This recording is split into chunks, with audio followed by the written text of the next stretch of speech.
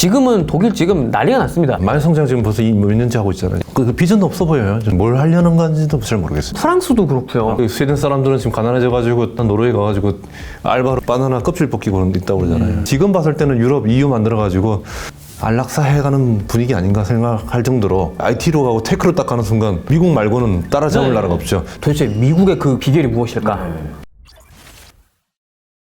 국제 시사 문예지 파도입니다. 저희가 몇 번 이제 미국이랑 유럽을 비교했을 때 얼마나 큰 차이가 나는지 여러 차례 말씀을 드렸는데 지금 미국 경제가 너무 압도적이에요. 보통 예외주의라고 그러는데 진짜 경제 예외주의죠. 미국 예외주의. 사실 원래 이제 미국 예외주의, 그 아메리칸 익셉셔널리즘이라고 하는 표현은 원래는 미국의 어떤 정치 제도라든지 뭐 이런 거가 이 기존의 어떤 그 일반적인 전통적인 그런 뭐 정치제 발전 방향이라든지 이런 거랑 다르다. 그러니까 사실은 이제는 그 미국 예외주의라는 게 뭐 정치 체제가 어떻다 뭐 그런 거에 대한 얘기는 거의 쏙 들어갔고 요새 나오는 미국 예외주의에 대한 얘기는 경제에 대한 얘기가 많이 나옵니다. 이제 올해 선진국 중에 가장 많이 GDP 성장을 한 나라는 이제 스페인으로 아마 이제 정리가 될 것 같긴 하지만 스페인에 못지않게 하고 있고 얼마 전에 그 파이낸셜 타임즈를 보다가 그 한 대목에서 띵 하고 왔던 게 1980년대까지만 해도 미국이 이 전 세계 주식 시장에서 시총 따져서 차지하는 그 퍼센티지가 한 30% 정도 했어요. 지금 얼마예요? 최근 기준으로 하면 70%입니다. 와. 이게 생각을 해보세요. 말이 됩니까? 아니 전 세계 인구가 몇이고 중국도 있고 뭐도 있고 이러는데 미국 인구가 뭐 3억 5천도 안 되는데. 네. 그런데 지금 미국의 주식 시장이 전 세계 거기서 70%를 차지를 하고 있대요. 세계 돈은 다 미국 시장으로 가고 있네요. 세계 경제 이런 것들 뭐 꼭 그 관심 있어 보신 분들은 옛날부터 그런 얘기 많이 했던 거 기억에 나실 거예요. 이제 점점 중국 경제가 인구도 많고 경제력 수준이나 이런 거에서는 이제 중국이 세계 1위가 될 수밖에 없고 미국도 거기에 대해서는 이렇게 어떻게 못할 것이다. 이런 얘기들이 불과 한 10년 전에는 더 했고 한 7, 8년 전까지만 해도 그때 분위기 봤을 때는 거의 카운트다운 하는 분위기였죠. 그렇죠. 이제 몇 년 남았나 이랬죠. 네. 이제 조금 있으면 하게 되는데 지금 와서 보면은 이게 무슨 소린가 싶을 정도로 그러니까 자연스럽게 이제 이런 얘기가 나온 거죠. 경제에 있어서만큼은 진짜 미국의 어떤 진짜 신이 주신 선물인지 뭔지 이런 것들이 있는 것 아니냐라는 얘기가 근데 미국 경제도 생각해보면은 이제 전통적인 산업 쪽은 좀 생산성이 되는 게 많이 주춤하잖아요. 근데 지금 테크 부문, IT를 중심으로 한 테크 부문은 뭐 압도적이잖아요. 80년 대학 다닐 때 엘빈 토플러의 제3의 물결이라고 The Third Wave라는 걸 읽었더니만 무슨 사이언스 SF 소설 같아요. 말도 안 되는 이야기를 이 영감님이 이렇게 하시나. 그리고 심지어는 이런 말이에요. 저희 컴퓨터가 당시 되게 비싸고 그랬잖아요. 진짜 중요한 거는 소프트웨어가, 가격도 하드웨어보다 소프트웨어가 훨씬 비싸진다는 거예요. 이 영감님이 왜 이상한 소리를 하시나 했는데 살다 보니까 90년대 되고 하다 보니까 그대로 다 맞아 들어가는 거예요. 결국은 유럽도 그렇고 일본도 그렇고 한국은 겨우 좀 따라가려다 말 좀 그런데 다들 아무것도 못 하잖아요. 지금 유럽 사람들 보면은 메신저가 제대로 있습니까? 아니면 무슨 포탈이 제대로 있습니까? 다 구글 쓰고 다 하잖아요. 예, 그런 거 보면은 지금 봤을 땐 테크라든 이런 거는 그냥 압도적으로 미국이 앞서 있는 것 같아요. 그걸 중국이 따라가려고 막 최선의 노력을 하고 있는 것 같고 한국은 막 헤매고 있고 유럽은 아예 그냥 처져 있는 것 같고 뭐 그런 상황인 것 같아요, 지금. 그래서 갖게 되는 질문은 도대체 미국의 이 어떤 비결이 무엇일까? 그래서 이 문제를 꽤 길게 그 심도 있게 다루고 있는 그 파이낸셜 타임즈 기사를 이제 소개를 했어요. 그러니까 미국의 비결이 뭔지를 알면은 뭐 어쨌든 한국도 비슷하게 좀 따라해 볼 수 있지 않을까 희망을 갖고 왔는데 결국 한마디로 요약하면은 이게 어떤 말씀하신 것처럼 그 실리콘밸리를 중심으로 해서 이 투자 기반의 대량 투자를 해가지고 계속 그 혁신을 일궈내는 그런 어떤 생태계 형성이 이제 가장 중요하다는 거예요. 그러니까 이제 이 기사 처음 도입을 보면은 그러니까 이제 이 기사가 하고 싶은 얘기가 뭔지가 딱 나오죠. 그러니까 실리콘밸리라는 네트워크가 사실은 보이는 건 아니잖아요. 그렇죠. 근데 그런 무형의 어떤 네트워크들이 있다는 거예요. 지적인 네트워크, 그다음에 금융적인 네트워크들. 그러니까 여기 이제 그 도입부에서 나오는 게 이제 아직 30살도 안 된 그 대학원생 둘이서 중국계 맞아요. 중국계에서 이런 우리 저 AI 가지고서 이런 거 하는 걸 만들어 보자. 그러니까 이제 그런 이제 텍스트로 입력을 하면은 그 영상으로 만들어주는 그런 AI의 이제 그 피카아트라고 이게 꽤 유명한 앱이에요. 그래서 이제 그런 영상 만들어주는 그걸 통해 가지고 이제 투자 유치를 한 건데 아직 30도 안 된 두 명이서 창업을 한 건데 물론 이제 우수한 인재죠. 근데 그런 인맥 네트워크들이 있으니까 네. 투자자들이 조언도 해주고 도움을 줄 수 있는 사람들 연결을 해주고 이러니까 사업으로서 확장시키고 이걸 하는 거에 더 빨리 될 수 있었다는 거죠. 이게 살다 보면 그게 있지 않습니까? 어떤 누구를 알고 모르고의 차이가 그럼요. 그 사람 입장에서는 그냥 얘기 하나만 해주는 건데도 그렇죠. 뭐 가져다 줄 수 있는 그게 있잖아요. 그런 네트워크가 있다는 것도 하나의 그냥 자본인 거거든요. 경제학식으로 말하면 정보의 비대칭 그거를 그렇죠. 이렇게 해결할 수 있는 어떤 공간인 거잖아요. 이걸 보면서는 이제 그 전까지 실리콘밸리 그런 네트워크 효과에 대해서 그냥 막연하게 사실 그게 뭐 대단한 건가? 뭐 아니 한국에도 인터넷 있고 한국에도 사람 있고 이러는데 확실히 이 우리가 생각하는 것보다 무형의 그 자산이 엄청나게 크구나. 사실 직접 만나면은 정보량도 굉장히 많이 양도 많아지고 그다음에 사실 인터넷으로 하면은 자기가 보고 싶은 것만 이렇게 뒤져서 검색해서 만나잖아요. 근데 이 우연히 만나는 사람들은 진짜 우연하게 많은 아이디어들이 돌거든요. 몰랐던 걸 확 알게 되고 그런 걸. 그러니까 사실은 그런 네트워크가 매우 중요하죠. 그러니까 공부하는 사람들도 그렇고 서로 이렇게 많이 뭉쳐 있어야 돼요. 자주 만나야 되고. 저희가 이전에도 미국 경제가 유럽에 비해서 잘 나가냐 하는 거에 대해서 소개해 드린 적이 있어요. 그때는 그 집중했던 부분은 미국이 사실 에너지적으로 과거에는 중동 쪽에 원유에 의존을 많이 했었는데 이제 셰일가 이런 쪽 개발을 많이 하면서 이제는 사실 미국이 지금 세계 1위의 산유국이거든요. 그렇죠. 에너지적으로 독립이 되니까 한국만 해도 원유 오르면은 뭐가 다 같이 오르고 해서 이게 너무 이 들쑥날쑥하는 게 크거든요. 그렇죠. 근데 그게 사실은 예상이 가능한 예측 가능한 범위 안에 놓을 수만 있다는 것만 해도 엄청난 그 이익인데 이 FT 기사에서 주로 하는 얘기는 투자 그러니까 되게 재밌는 게 민간 그런 벤처 캐피탈이야 원래 위험 투자를 하는 걸로 많이 알려져 있지만은 심지어 미국의 경우는 정부도 투자하는 거에 대해서 상당히 하이 리스크의 그 투자들을 한다는 거예요. 근데 그게 가능한 거는 물론 그만큼의 돈이 있고 이기도 하지만은 미국의 어떤 정신이라는 게 여전히 우리가 100개 투자해서 99개 죽더라도 하나 해가지고 하면은 뭐 된다 이렇게 해서 들어갈 수 있다는 게 이게 또 반대로 한국이랑 놓고 보면은 이게 극명하게 차이가 나는 게 한국도 사실 벤처 캐피탈이 있습니다. VC 이렇게 있고 유명한 데들 많이 활동을 하지만은 까놓고 보면은 그 대부분 다 정부 돈이거든요. 진짜로 모험 투자를 못 해요. 왜냐면은 여기 국민 나라 돈 세금 들어가서 하는 거니까 여기에 대해서 위험 부담을 할 수 있는 그 여지가 일단 사실은 거의 없는 거예요. 그러다 보니까 투자를 하더라도 이런 표현은 그렇지만 약간 공무원 같은 투자를 아무래도 하게 되는 그게 있거든요.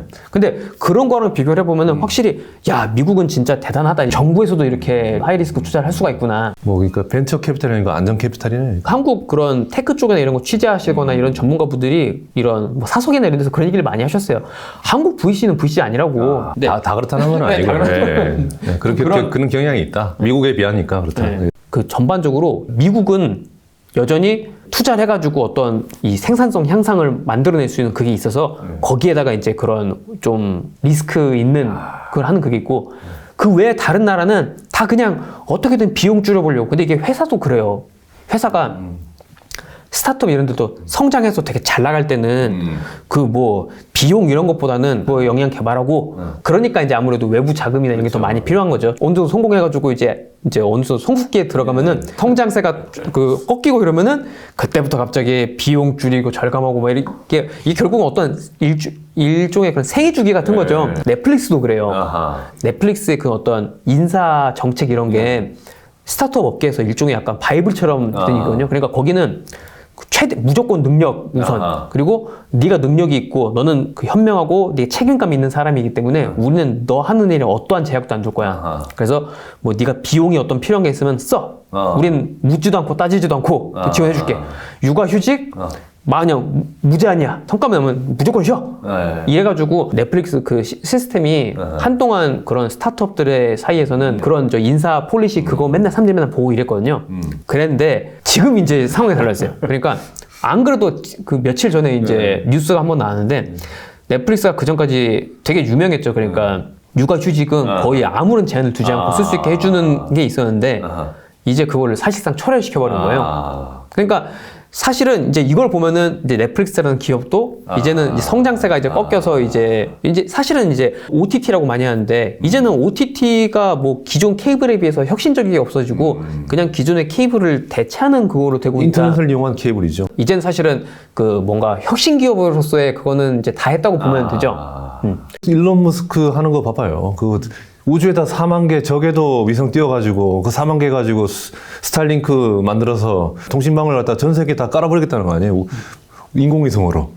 어디든지 할 수 있는 거 아니에요? 서울에서 뉴욕까지 날아가는 비행기 안에서도 인터넷 할 수 있는 거 아니에요? 그 실패하면 진짜 뭐 그 한 100조, 몇백조가 날아갈지 모르는데 그것도 해버리잖아요. 네. 하려고 하잖아요. 완전히 성공할지는 두고 봐야 되겠지만. 네. 그래도 용기가 되잖아요. 네. 네. 미국도 정부 차원에서 어떤 안보나 이런 것들 위해서 그런 게 필요하니까 그렇죠. 서로 이제 그걸 하고 있으니까. 그러니까 사실 일론 머스크가 혼자 한다고 그러면은 저 같으면 투자 안 할 것 같아요. 네. 스페이스X 마침 말씀을 하셨는데 우리가 그 ISS 그 우주 정거장에 이제 그 계속 사람들 왔다 갔다 하고 그렇죠, 이러는데 원래는 그 전에 그 사람들을 보내고 하는 거를 그 미국의 경우는 거기에 이제 우주인들을 이렇게 보내고 할 때 썼던 거에 보잉 거였어요. 저희 한번 다룬 적 있지만 보잉이 계속 그 737 그 맥스 시리즈 고생하고 있죠 지금도. 네. 네. 그것 때문에 말이 많았지 않습니까? 근데 이게 지금 거기서만 벌어진 게 아니라 승무원들 몇 명이 이제 다시 이제 돌아와야 되는데 못 돌아왔어요. 그래서 그분들이 그 역대 우주인들 중에서 최장 기간 거의 장기 치료하고 있습니다. 네. 아이고. 우리로 치면은 비행기가 결항이 돼서 그런 1년간 우주에 떠 있었던 거예요. 말하자면. 그렇게 됐는데 그래서 나사에서 저 보잉 꺼져. 그냥 스페이스X 하겠어. 그래서 스페이스X를 보냈어요. 그래서 독행을 시켰어요. 네, 그래서 왔어요. 이걸 놓고 봐도 스페이스X가 이미 지금 일궈놓은 성과라는 게 대단하네. 엄청난 거죠. 네. 이제는 나사랑 이 스페이스X는 거의 이제 그 일심동체의 그냥 그 파트너 같은 거거든요. 그러니까 이건 사실은 실패를 할 수가 없어요, 이제는. 하면 안 돼요. 그럼 미국이 흔들리는데. 사실 중국도 우주에다가 투자를 엄청나게 많이 하고 해야겠죠. 네. 나름 성과도 많이 냈어요. 네. 근데 그럼에도 불구하고 미국이랑 중국이랑의 그 우주 역량의 차이가 아직도 갭이 크다고 하는데 그 갭을 차지하는 거의 90%가 스페이스X입니다. 나사가 아니고. 네, 스페이스X가 그 로켓 보내가지고 다시 재사용해서 할 수 있는 그러니까 비용을 획기적으로 줄이잖아요. 그 기술 하나 때문에 근데 중국은 아직 그게 안 되거든요. 스페이스X 같은 기업이 말씀하신 것처럼 처음에는 되게 허황되다고 할 수 있는데 그걸 그 뛰어난 인재들이랑 과감한 투자랑 이런 걸로 현실을 만들어 버리잖아요. 그러니까 사실 스페이스X만 하나만 봐더라도 미국의 역량이라는 게 얼마나 큰지 아직까지도. 일론 머스크는 지금 더 해가지고 뭐 화성에다가 식민지 만들겠다, 사람 보내겠다고 막 그러잖아요. 이주 정책 만들고 그러잖아요. 그러니까요. 그리고 또 그 상대적으로 덜 알려져 있긴 하지만은 일론 머스크가 또 하고 있는 다른 회사 중에 하나가 뭐죠? 그 보링 컴퍼니라고 해서 그 보링 컴퍼니가 하고 있는 프로젝트는 이제 지구에 그걸 굴을 파가지고 그래서 뭐 뉴욕에서 뭐 로스앤젤레스까지 일론 머스크가 이제 그 스케일을 되게 크게 해가지고 튜브라고 하던가요, 그게? 이론상으로 뭐 런던에서 뉴욕까지 뭐 30분 안에 가능하다는 그렇죠. 이런 것도 하고 있으니까 만약에 그게 되면은 또 얼마나 또 재미있는 일이 벌어지겠어요. 진짜 서울에서 도쿄까지 뭐 진짜 15분 만에 날아가고. 그러니까요. 비행기 타려고 기다리고 있다 보면은 가끔 그런 생각이 들어요. 진짜 해저 터널 팠으면 좋겠다. 저는 이 기사를 작업을 하면서 제가 번역하면서 느꼈던 거는 이 뭔가 묘한 이상한 체념 같은 걸 느꼈어요. 우리가 어떻게 할 수 있는 그게 범위가 아닌 것 같다는 생각이 드는 거예요. 스케일이 너무 크죠. 그러니까 우리가 챗 GPT를 만들 수도 없을 거고 스페이스X를 만들 수도 네. 없고. 그리고 우리만 못하는 게 아니었어요. 그러니까 사실 미국 빼고는 다 못하죠. 안 하죠. 옛날에 뭐 독일, 뭐 프랑스 보십시오. 영국 생각해 보세요. 옛날에는 우리가 항상 우러러보던 뭔가 대한민국에 가야 할 것 같던 그렇죠. 이상향을 보여주는 그런 그때만 해도 첨단 뭐 무슨 상품이라고 그러면 보통 자동차 같은 거잖아요. 트럭, 자동차. 그런 거야 뭐 독일도 잘하고 프랑스도 할 줄 알고 일본도 잘하는데 갑자기 IT로 가고 테크로 딱 가는 순간 미국 말고는 따라잡을 나라가 없죠. 중국이나 살짝 따라잡을까 말까. 나머지는 그냥 다 체념해야죠. 뭐. 특히 지금 독일이 제일 드라마틱하잖아요. 그 전부에 보면 항상 한국은 독일을 되게 막 그렇죠. 우러러보고 막 독일처럼 돼야 되는데 그리고 좀 저처럼 정치학한 사람들은 독일처럼 통일해야지. 그렇죠. 그러니까. 통일 얘기도 하고 이랬었는데 독일 꿈이죠. 지금은 독일 지금 난리가 났습니다. 그렇죠. 마이너스 성장 지금 벌써 몇 년째 하고 있잖아요. 마이너스 성장에다가 가장 주력이던 그 뭐 화학이나 뭐 자동차 이런 것도 지금 너무 힘들고요. 지금 정치도 위기예요. 그렇죠. 좀 오늘인가 이제 올라프 총리 저기 불스님 그게 결국 돼버려가지고 내가 이제 해산되고 이제 또 조만간 조기 총선을 하게 되는데 그 비전도 없어 보여요. 독일은 뭘 하려는 건지도 잘 모르겠어요. 그러니까요. 국가에 대한 비전이 뭐가 있을까? 근데 이거 생각을 해보면은 지금 프랑스도 그렇고요. 그렇죠. 재밌는 게 한국도 지금 사실 코스피 맨날 박스피라고 해서 맨날 저기 그 안 오르고 막 이런 얘기 많이 하잖아요. 그러면 지금 한국 코스피랑 다른 세계 주요국 그 증시의 어떤 지수랑 인덱스를 한번 비교해 보면 어떨까 해서 한번 해봤는데 중국은 이제 지금 지하로 들어가고 있거든요. 그래서 이제 중국을 넣으면은 한국이 되게 괜찮아 보여요. 근데 중국을 빼니까 이제 미국 이렇게 가고 일본도 상당히 저기 일본 하고 좋죠. 네, 이러는데 한국이랑 비슷하게 가고 있는 게 독일이에요? 아니요. 독일도 한국보다 나아요. 네, 독일도 한국보다 나고 근데 한국 그 코스피랑 비슷하게 하고 있는 게 그 FTSE 그러니까 영국 증시가 그래요? 한국이랑 어깨동무하면서 가더라고요. 영국의 형제의 나라가 돼서 영국은 이 정부가 노동당 정부로 바뀌어서 그렇죠. 나름 재건의 10년 뭐 이런 거 그렇죠, 하겠다고 그렇죠. 막 하고 있지만은 이게 쉽지 않거든요. 프랑스도 마크롱이 그렇게 뚝심으로 은퇴 그 정년 이런 것도 연장하고 개혁하고 있지만은 정말 그 국민의 저항이나 이런 게 심하니까 프랑스는 막 관료주의도 되게 심할 거고요. 네. 그래도 그 나름 대통령제에 있는 그 마크롱도 지금 그렇게 고생하고 프랑스도 지금 저 정치가 많이 그 위태로운 상황이거든요. 그렇죠. 네. 근데 영국도 이제 한번 그런 걸 해보겠다 하고 있는데 거의 이제 그 프랑스의 전철을 같이 좀 밟고 있는 것 같아요. 지금 분위기라든지 이런 것들이. 유럽 이야기 하니까 뭐 힘이 빠지긴 빠지네요. 스웨덴은 경제도 안 좋고, 네. 예. 그 스웨덴 사람들은 지금 가난해져가지고 그 좀 더 잘 사는 노르웨이 가가지고 알바로 무슨 바나나 껍질 벗기고 있다고 그러잖아요. 예. 그러니까 정치도 정체가 되고 뭔가 어떤 혁신이나 이런 것들을 하기에 그런 정부 규제라든지 제약이라든지 이런 게 너무 많고 한국도 사실 요새 공통적으로 얘기하는 게 그런 거거든요. 규제가 너무 많고 한국의 그 전반적인 어떤 사회의 그런 역동성 이런 게 예전만 못하는 생각 계속 하고 있는 것 같아요.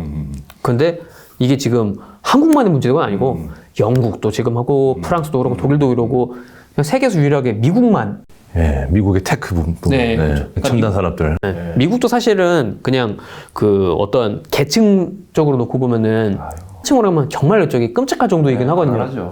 세계에서 가장 잘 사는 나라인데도 기대 수명이 지금 그 일반적인 선진국들에 훨씬 못 미치는 그런 것들도 있고. 진짜 와일드하죠, 와일드. 네. 예. 거기서 사실은 조금 안 되면은 진짜 생활 자체가 불가능할 정도로 힘든 나라니까. 미국은 뭐 승리하거나 아니면 패배하거나 뭐 이게 또 명확하게 차이 나니까 무섭죠, 사실 어떻게 생각하면. 미국의 그렇게 초경쟁 사회에서 루저가 돼버리면은 그 푸드 스탬프 받아가지고 생활해야죠. 미국의 푸드 스탬프 가지고 생활하는 사람이 4천만이 넘어요. 잘 나가는 데는 너무 잘 나가고 또 못 나가는 데는 계속 그 고생하고 참 미국이라는 나라가 참 묘한 나라입니다. 네.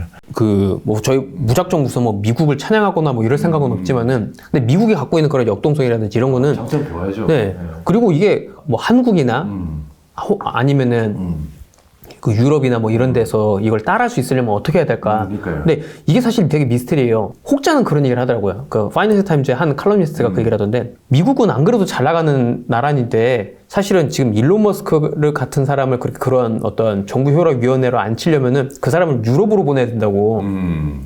제일 필요한 건 유럽인데 왜 지금 미국에다가 그 일론 머스크 사람을 낭비를 하고 있는지 모르겠다. 아마 이 일론 머스크가 유럽 가 있으면 특히 프랑스 같은 데 가 있으면은 한 달 내에 아마 프랑스 파리 한 200만 명 대먹을 맞아요. 예. 저도 그 생각이 듭니다. 네. 그래서 그 칼럼니스트가 한 얘기가 유럽은 이미 스스로를 어떻게 그 개혁을 하거나 할 수 있는 동력을 상실했다. 오히려 그래서 일론 머스크가 어떤 그런 국가 거버넌스 체제나 이런 것들을 이렇게 개혁을 할 수 있다는 거를 미국에서 입증을 해야지 그 다음에 이제 뭐 영국이나 이런 유럽 나라들도 아마 따라하게 될 수 있을 것이다 이런 평을 하더라고요. 그리고 국가라는 게 기본적으로 그 국가 안보의 위기, 죽을지도 모른다, 우리가 망할지도 모른다는 그런 위기감을 느껴야지 기억을 하지. 그거 하기 전까지는 사실 유럽이 지금도 좀 경제성장도 못하지만 한 3만 5천 불, 4만 불 정도 가지고 그냥 편하게 100년, 200년 갈 생각이 있는 것 같아요, 지금 봤을 때는. 근데 아마 어느 순간 유럽이 너무 망가지고 그다음 주변 국가들이 너무 세져가지고 안보의 위기까지 생기기 시작하면 그때부터 이제 정신 차리겠죠. 안 되겠다, 이거 빨리 경제성장도 해가지고 나라를 지켜야지. 뭐 그런 생각할 텐데 지금 봤을 때는 유럽 EU 만들어가지고 안락사 해가는 분위기 아닌가 생각할 정도로 좀 편안하죠. 적어도 한국만큼은 조금 더 경각심을 갖고 정치권이나 이런 데서도 요새는 어떤 그 리더십도 있고 그 비전이 좀 너무 이렇게 없어져 버릴 것 같아요. 근데 사실은 60년대, 70년대 그때만 해도 북한이 우리보다가 경제력이 좋았어요. 북한은 그 일본 식민지 시대 때 중화학공업이 북한 지역에 있었기 때문에 그다음 댐도 뭐 세계에서 큰 댐들도 가지고 전기도 많았고요. 70년대 북한이 경제력이 좋다는 얘기는 군사력도 좋다는 얘기거든요. 지금 우리 보면 북한은 군대가 되게 크잖아요. 100만 넘잖아요. 근데 거꾸로였어요. 70년 초까지는 한국 군대가 컸어요. 북한은 자본 집약적이고 무기가 많은 군대였고 그리고 군인 수가 적었습니다. 남쪽이 우리 돈이 없고 그러니까 무기는 적으니까 몸으로 때운다고 사람 숫자가 되게 많은 군대였어요. 북한의 위협 때문에 사람들이 빨리 경제 성장해야겠다라는 생각을 했던 것 같아요. 근데 지금은 뭐 사실은 북한보다 뭐 군사력도 압도하고 있지. 그다음에 우리가 언제나 라이벌로 생각하는 일본도 우리보다 좀 못 사는 것 같기도 하고 뭐 이러니까 조금 이렇게 느슨해진 것 같아요. 근데 이 작은 나라가 인구 5천만밖에 안 되는 작은 나라가 이 거대한 나라들 뭐 중국도 있고 일본도 크잖아요. 그다음에 러시아도 있고 여기 살아남으려면은 아마 지금보다도 많이 잘 살아야 될 거예요. 노력을 해야 될 텐데 지금은 봤을 때 정치권이든 뭐이든 간에 그 비전은 지금 나오고 있지 않은 것 같아요. 예, 아무도 아무런 비전을 얘기 않고 그냥 하루하루 생활하는데 그 급급하지 않나 저는 생각됩니다. 네. 그러니까 물론 미국에 문제가 많은데도 불구하고 미국의 실리콘밸리의 그 생태계가 왜 어떻게 해서 만들어졌는지 우리가 연구하고 미국 큰 만큼 큰 실리콘밸리는 못 만들더라도 뭐 작은 소실리콘밸리 정도 만들어서 흉내내면은 뭐 지금 우리가 1인당 국민소득 35,000불인데 또 압니까 갑자기 한 5만 불 정도까지 따라갈지. 예. 그럼 적어도 한 싱가포르 정도의 어떤 그런 거는 한국에서도 좀 해볼 만한. 싱가포르이 벌써 1인당 국민소득 7만 불 넘잖아요. 그렇죠. 예. 그리고 또 그리고 벤처 캐피탈 이런 거 많이 발달돼 있다면서요. 그렇죠. 딥테크요. 예. 딥테크. 그러니까 딥테크라고 하는 거는 그런 학계에서 바로 이제 연구한 그 성과를 기반으로 해서 그러니까 좀 더 실험적인 거죠. 이제 여기에다 투자를 해서 진짜로 이제 그 상용화 가능한 이제 그런 것까지 발전을 시켜보는. 저도 사실은 오해가 있습니다. 싱가포르는 중개무역이나 하는 나라라고 생각했어요. 근데 알아보면은 싱가포르는 지금 학문도 굉장히 뛰어나고 아시아에서는 지금 사실 싱가포르에 있는 대학들이 제일 뛰어나거든요. 그렇죠. 예, 그리고 난양공대 난양공대 같은 공과대학도 뛰어나고 그러니까 또 벤처 캐피탈로 만들어가지고 창업을 하게 만들어 도와주는 또 그런 생태계도 만들어지는 거 보면은 그래서 싱가포르이 무역으로 7만 불, 8만 불 하는 게 아니고 그렇죠. 전반적으로 그 엔지니어링이라든지 뭐 테크라든지 이런 것들도 받쳐줘가지고 진짜 명실상부 동아시아 최강의 가장 잘 사는 나라가 됐구나 이런 생각 듭니다. 네. 예. 이게 하나하나 놓고 보면 한국도 따라 못할 거는 그렇죠. 또 없는 저기 같은데. 네. 그걸 추진할 수 있는 리더십이 없는 거죠. 예. 기본적인 문제의식은 똑같습니다. 그러니까 미국이 저렇게 이상할 정도로 잘 나가는 이유가 무엇일까? 그리고 지금 미국을 제외하고 많은 나라들이 다 벽에 막혀서 헤매고 있거든요. 그래서 이제 미국의 그런 저력이 무엇인지를 한번 이제 파헤쳐보고 그리고 이제 거기서 그러면 한국은 무엇을 배울 수 있을까? 그런 것들에 대한 오늘 얘기를 드렸습니다. 다음 시간에 또 좋은 내용으로 찾아뵙겠습니다. 네, 감사합니다.